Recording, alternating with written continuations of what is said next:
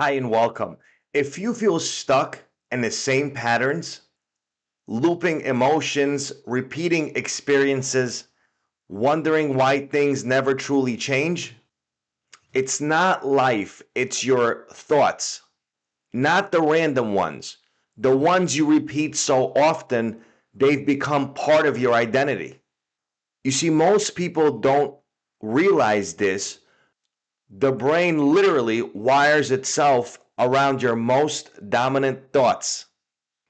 So if you keep thinking lack, fear, doubt, or resistance, you build neural walls around those beliefs. You don't just think them, you live inside them. And the scariest part, you begin calling it reality. But here's the truth, your current experience is just a projection of your inner wiring, your internal wiring. To shift the thoughts, shift the wiring, and the outer world must change.